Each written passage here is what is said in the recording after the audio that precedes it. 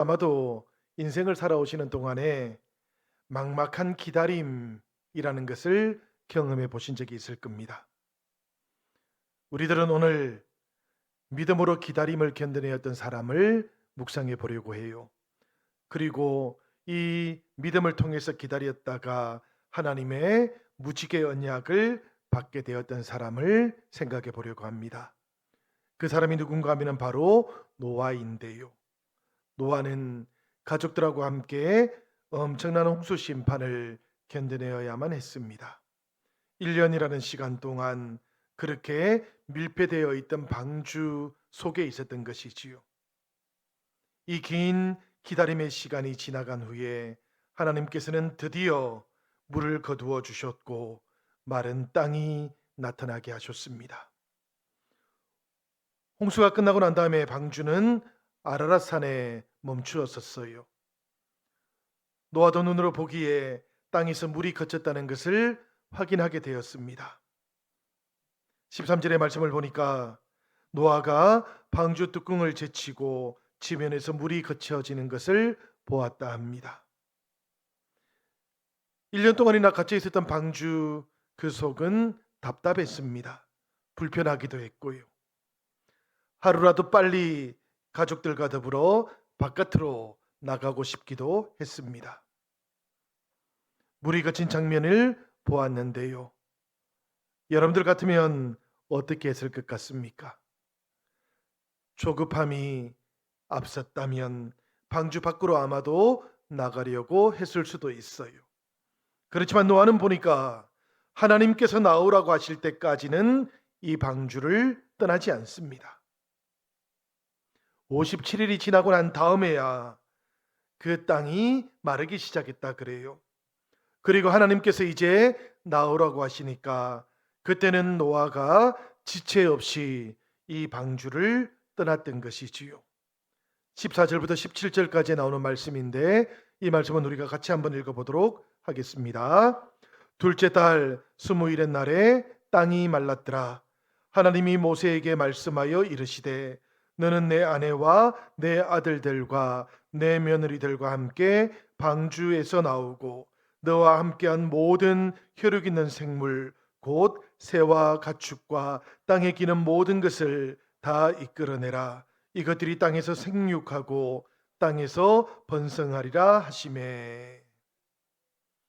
이 말씀을 보니까 여러분, 하나님의 부르심 앞에 방주를 떠나고 있는 노아가 나오는데 노아의 행동은 자신의 판단이나 자신의 눈에 보이는 상황을 의지하지 않습니다.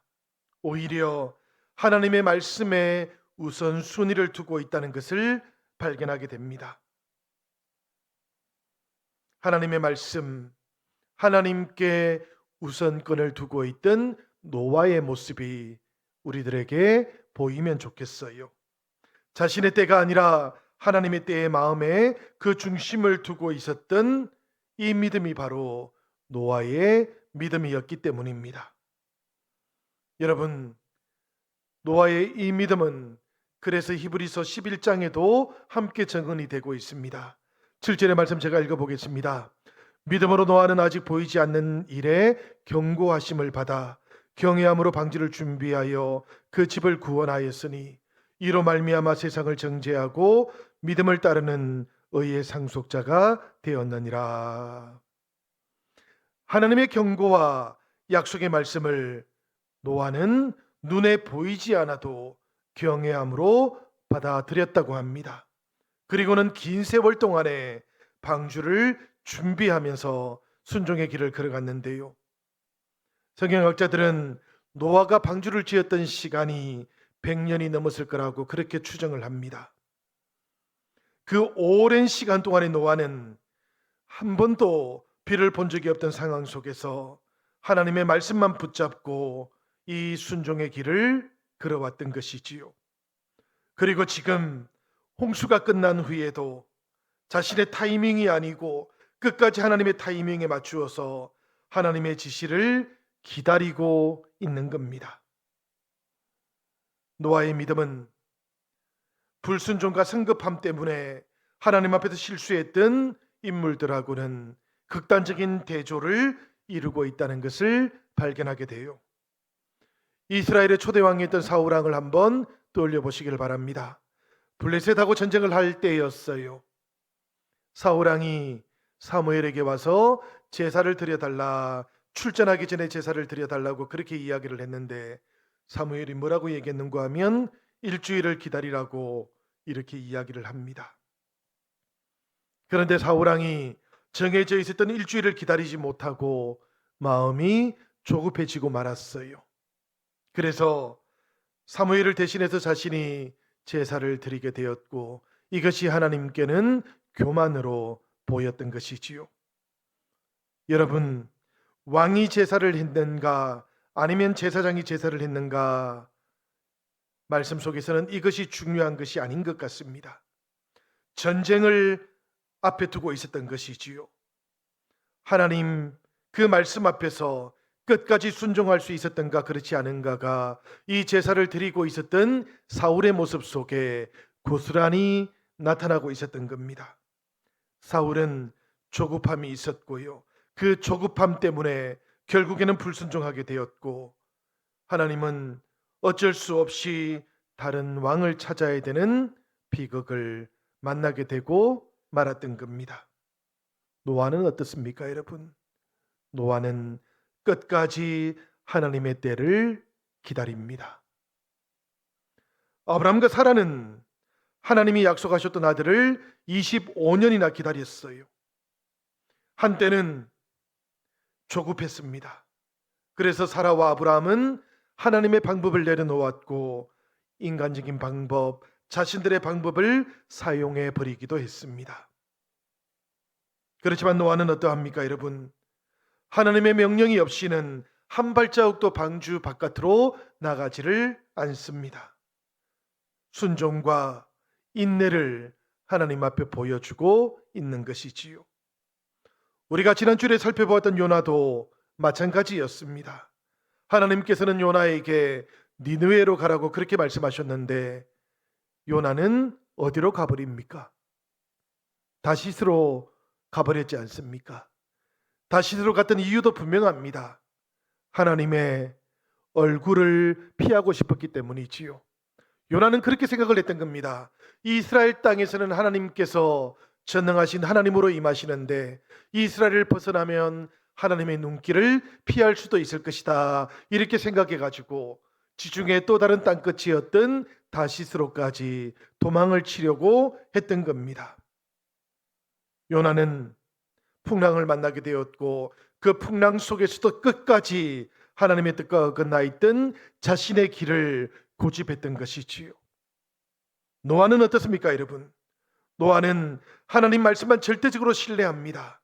그리고 하나님의 타이밍에 자신의 시간을 온전하게 맞춰가기 시작했던 것이지요. 성도 여러분, 우리들의 인생 가운데에도 이와 같은 기다림의 시간들이 찾아옵니다. 이 기다림이 마치 방주 속에 있던 갑갑함을 우리들에게 불러일으킬 수도 있겠습니다. 문제들로부터 빨리 벗어나고 싶어하는 마음도 우리들 마음속에 생기게 할 거예요. 그렇지만 여러분, 노아를 만나 주셨던 하나님, 그리고 노아에게 나오라고 하셨던 이 하나님께서 우리들의 유익을 위해서도 가장 선하게 응답하시는 하나님이시라는 것을 기억하시기를 바랍니다. 나의 타이밍이 아니고 하나님의 타이밍을 온전하게 신뢰해 가시는 우리 영신의 모든 가족들이 되시기를 축복드립니다. 우리가 두 번째로 살펴볼 장면은 마른 땅에서 노아가 그리고 노아의 가족들이 새롭게 삶을 시작하는 장면이에요. 방주 안에서 오랫동안 기다렸던 노아에게 창밖으로 다른 풍경이 보이기 시작합니다. 세상을 가득 덮고 있었던 물이 줄어 들어가기 시작했던 것이지요. 그러자 산들의 봉우리가 보입니다. 3절에서 5절까지의 말씀인데요. 물이 땅에서 물러가고 점점 물러가서 150일 후에 줄어들고 일곱째 달 곧 그 달 11의 날에 방주가 아라라산에 머물렀으며 물이 점점 줄어들어 열째 달 곧 그 달 초 하룻날에 산들의 봉우리가 보였더라. 이 말씀은 여러분, 비가 그쳐가고 있는 장면이기도 한데요. 그렇지만 이 말씀은 또한 인류의 역사가 새롭게 시작되고 있는 장면이기도 합니다. 노아와 그 가족들은 심판 후에 은혜가 새롭게 시작되고 있는 새로운 세계 속으로 이제 첫 발을 내딛고 있는 것이지요. 하나님께서는 홍수 이전의 세상을 심판하셨습니다. 그리고 물로 덮었던 세상을 다시 마르게 하십니다. 이렇게 땅이 마르게 하심으로 하나님께서는 새로운 시작을 시작하고 계시는 것이지요. 그래서 구약 성경학자들은 노아 홍수 이후의 세상을 가리켜서 새로운 창조라고 이렇게 부르기도 합니다. 하나님께서 태초의 창조 때 물을 거두시고 묻이 드러나도록 하셨던 것처럼 홍수 후에도 물이 줄어들게 하시고 마른 땅이 드러나도록 하셨던 하나님, 그 하나님께서는 아담과 하와에게 생육하고 번성해서 땅에 충만하라고 말씀하셨던 것처럼 노아에게도, 그리고 그 가족들에게도 땅에서 생육하라고, 땅에서 번성하라고 이렇게 말씀하고 계시기 때문입니다. 여러분, 하나님은 지금 노아를 인류의 새로운 조상으로, 새로운 아담의 위치로 세워주고 계시는 것이지요. 이렇게 노아를 새로운 아담의 자리에 세우셨던 하나님께서는 두 가지 약속도 주셨습니다. 하나는 사람 때문에 다시는 땅을 저주하지 않겠다는 약속이었고요. 그리고 또 다른 하나는 노아에게, 그리고 그 가족들에게 새로운 사명을 주셨던 겁니다. 성도 여러분, 하나님께서는 노아에게 홍수 이후의 세상 속에서 편하게만 살아가라고 이렇게 말씀하지는 않으셨어요. 생육하고 번성하라고, 그리고 땅에도 충만하라고 이렇게 말씀을 주셨습니다. 아담에게 주어졌던 사명, 이제는 노아에게 주어지기 시작했던 것이지요. 성도 여러분, 노아는 이 하나님의 약속을 붙잡았습니다. 그리고 새 시대를 준비했고 새 시대를 열어가기 시작했어요. 우리가 구원을 받기 전에 바울을 한번 생각해 보면 좋을 것 같습니다. 구원을 받기 전에 사도 바울은 성도들을 박해했던 박해자였을 뿐이었어요. 구원을 받기 전에 사도 바울은 자격을 가지고 있지 않았습니다. 그럼에도 불구하고 우리 부활의 주님께서는 바울에게 나타나셨고 이 바울을 만나 주셨고, 그리고는 바울을 구원시켜 주셨지요. 이때 바울에게 필요했던 것은 바울의 자격이 아닙니다. 바울의 노력도 아닙니다. 필요했던 것은 딱 하나밖에 없었어요. 예수님의 노력이었고 예수님의 자격, 이것이 필요했던 것이지요.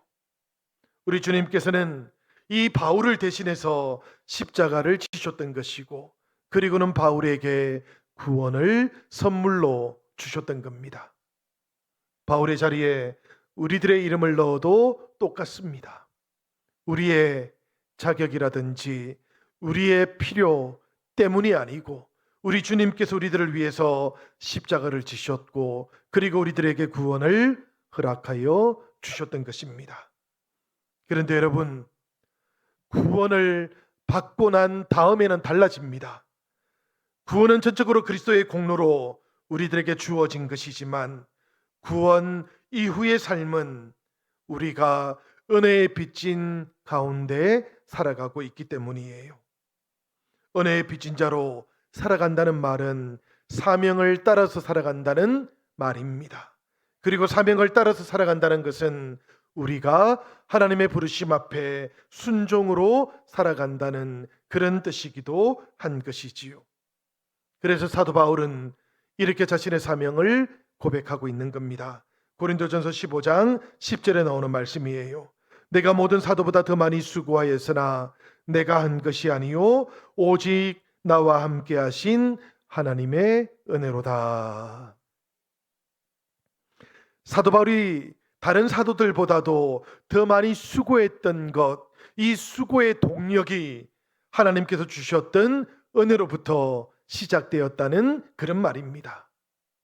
성도 여러분, 사도 바울은 자신의 힘으로만, 자신의 노력으로만 사도의 직분, 사명의 직분을 감당했던 것이 아니었습니다.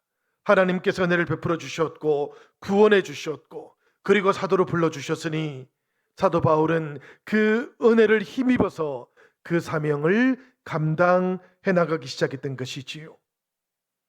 은혜로 구원을 받은 우리도 이 은혜를 따라서 살아갑니다. 이 은혜를 따라서 움직여 갑니다. 은혜를 따라서 살아가고 은혜를 따라서 움직여 가는 것, 이것을 가리켜서 성경은 순종으로 살아간다고 이렇게 표현하고 있는 것이지요. 노아가 바로 이와 같은 구원을 입었고 이와 같은 은혜를 입게 되었던 겁니다. 그리고 이 은혜를 덧입어서 방주 바깥으로 나오게 되었어요. 여러분, 노아는 그리고 그 가족들은 이 방주에서 나와가지고 제일 먼저 무엇을 했을까요? 누가 한번 맞춰 보시지요. 노아 가족들이 방주에서 나와서 가장 먼저 했던 일이 무엇이었습니까? 오늘 말씀 20절에 보니까 노아는 여호와께 제단을 쌓았다고 합니다. 노아가 방주에서 나와서 처음으로 했던 일이 제사를 드리는 일, 예배를 드리는 일이었다는 것이지요. 오랜 기다림이었습니다. 1년 동안 방주에 갇혀 있기도 했습니다. 그렇게 한 다음에 얻었던 자유였어요. 이렇게 자유로운 시간이 우리에게 주어지면 우리들은 무엇을 할 것 같습니까? 놀러 가잖아요. 여행 가지 않습니까? 그런데 노아는 그리고 가족들은 개인적인 안이라든지 개인적인 필요를 먼저 채우지 아니하고 하나님께 가장 먼저 감사를 드립니다. 여러분, 감사를 가장 먼저 드리고 있는 이 노아를 보다 보면 노아에게 우선순위가 무엇인지 우리가 발견하게 됩니다. 노아는 하나님께서 구원해 주셨으니까 마땅히 하나님께 감사를 드리는 것이 마땅하다고 그렇게 생각을 했던 겁니다. 창립 70주년 우리 영신교회가 이제 2주가 지나면 생일을 맞이합니다. 우리 영신 가족들의 마음속에 이 감사가 함께 들어있으면 좋겠습니다. 70년의 세월, 어떤 분들은 70년을 이 교회와 함께 살아오셨습니다. 어떤 분들은 50년을 살아오셨고요.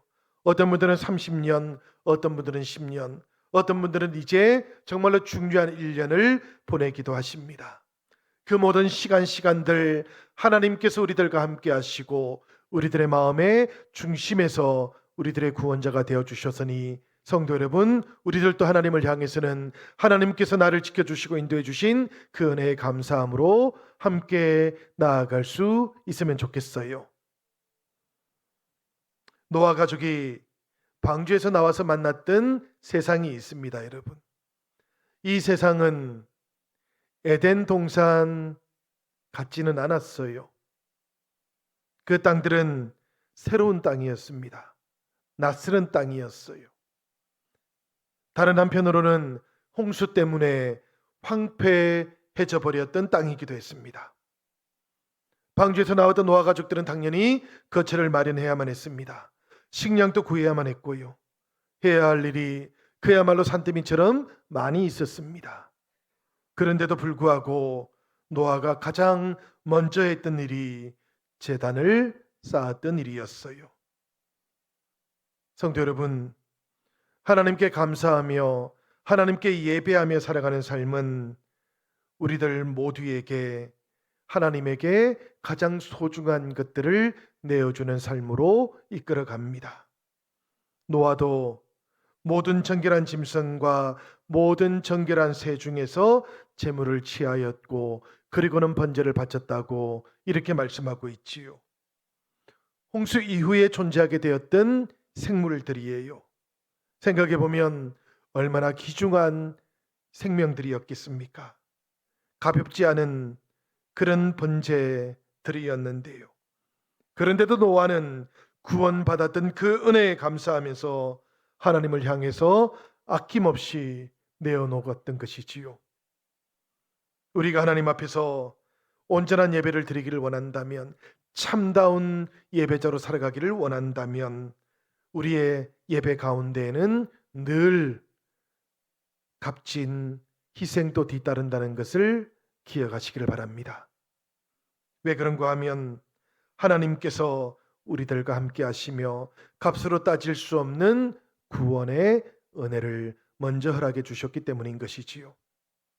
여러분, 다윗이 인구를 조사했던 적이 있었습니다. 노년이 되었을 때 일인데요. 다윗은 자신의 힘이 얼마나 강력해졌는지를 알아보고 싶었던 겁니다. 하나님 앞에서 이것이 교만할 것이라는 것은 생각도 하지를 못하고 있었어요. 그런데 하나님께서는 이 다윗의 모습이 교만이라는 것을 알려주기 시작하셨고요. 그리고는 징벌도 가하십니다. 3일 동안의 여호와의 전염병이 온 이스라엘에 퍼지기 시작했고, 그리고는 7만 명이 목숨을 잃게 되었어요. 그때서야 다윗은 자신이 얼마나 하나님 앞에 교만하게 되었는지를 깨닫기 시작했고요. 그 모든 형벌들을 자신이 받겠다고 나서기 시작합니다.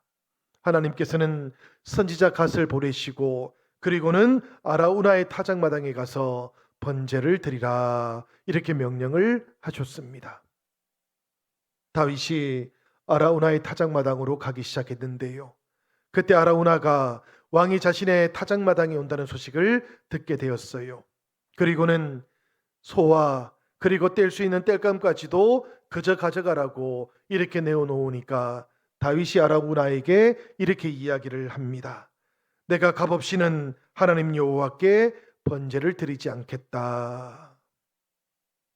성도 여러분, 예배자들은 하나님께 드리는 것을 아까워하지 않습니다.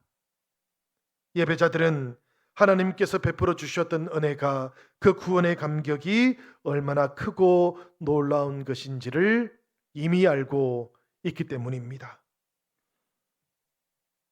제사를 받으신 하나님, 성경을 보니까 이렇게 표현해요. 마음속으로 하나님께서 이렇게 다짐하셨다 그럽니다. 내가 다시는 사람으로 말미암아 땅을 저주하지 않겠다.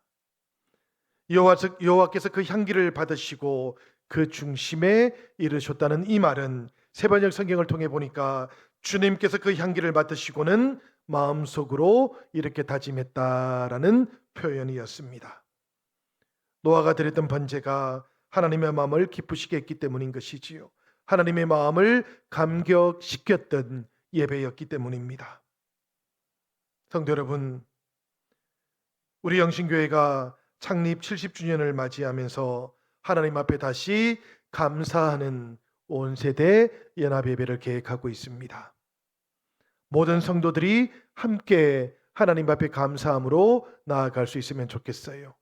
오늘 나의 삶 가운데 하나님께서 어떻게 나를 만나 주셨는지, 내가 이 신길동에 와서 살아가는 동안에 하나님께서는 우리들과 어떻게 함께 동행해 주셨는지, 때로는 내가 머물러 있는 모든 삶의 자리들 가운데에서는 하나님께서 얼마나 큰 은혜와 감격으로 나와 동행해 주셨는지, 이 모든 것들을 다시 한번 돌아보시고, 그리고 하나님 앞에 우리 영신에 속해 있는 모든 가족들이 함께 한 마음이 되어서 온 세대가 감사하는 예배를 드릴 수 있으면 좋겠습니다. 하나님께서는 노아가 이렇게 감사함으로 예배를 드리니까 계절의 순환, 자연의 질서 계속해서 이어져 갈 수 있도록 인도해 주셨던 것이지요. 그래서 오늘 말씀에는 보니까 우리 심음과 거둠이 있을 것이라고, 추위와 더위도 함께 있을 것이라고, 그리고 여름과 겨울이 함께 있고 낮과 밤이 계속해서 이어지게 될 거라고 말씀하고 있는 겁니다. 창조의 질서가 계속해서 이어져 갈 것이라는 약속인 것이지요. 하나님은 이 약속을 하나님께서 먼저 속으로 결정하셨고, 그리고는 노아와 그의 가족들을 부르시고 언약을 맺어 주셨습니다. 하나님께서 이 노아와 또 새로운 가족들을 위해서 맺어 주셨던 하나님 편에서의 절대적인 언약이었기에, 이 약속은 노아가 그리고 그 가족들이 실수할 때에도 변함없이 지켜지는 약속이었어요. 하나님은 이 약속을 징표를 통해서도 알려주셨는데, 그 징표가 무엇인가 하면 바로 무지개였던 겁니다. 성도 여러분, 우리들도 때때로 무지개를 만나게 됩니다. 그리고 이 무지개를 바라보기도 합니다.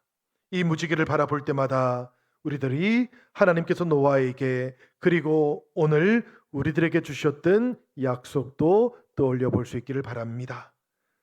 하나님께서는 늘 우리들에게 언약을 주시면서 우리와 땅 끝까지 함께 해주시겠다, 이렇게 말씀을 하고 계셔요. 하나님께서는 노아를 향해서도 다시는 물을 가지고는 심판하지 않겠다고 이렇게 약속을 해주셨습니다. 노아 홍수가 있은 다음에 비가 왔을까요? 안 왔을까요? 그 뒤로는 아마도 비가 왔을 겁니다. 그래도 노아는 비가 오더라도 이제 두려워하지 않는 사람이 되었던 것이지요. 우리들도 똑같습니다, 여러분. 주님께서 주셨던 약속, 그 언약이 있기 때문에 우리들은 비록 때로는 넘어지기도 하고 때로는 다시 죄를 반복해서 짓기도 하지만, 그럼에도 우리들은 절망하지 않는 겁니다. 주님이 주셨던 약속이 있고 그 약속을 통해서 하나님께로 나아가는 대로가 우리들을 위해서 새롭게 열려 있기 때문입니다. 누구든지 주님을 의지하고 누구든지 주님께서 우리를 위해 더 지셨던 그 십자가를 의지하는 사람들마다 이 절망이 아니라 우리 주님께서 열어주시는 새로운 시대, 그 새로운 시대 가운데로 나아갈 수 있기 때문이에요. 창립 70주년을 맞이한 우리 영신교회가 다시 71년을 바라보면서 나아갈 겁니다. 우리 주님께서도 우리 영신교회와 더불어 또다시 새로운 시작을 열어주실 겁니다. 이 주님과 더불어 우리들 모두가 하나님의 나라를 온전하고 또 아름답게 이루어가는 귀하고 복된 성도들이 되기를 우리 주님의 이름으로 축복합니다.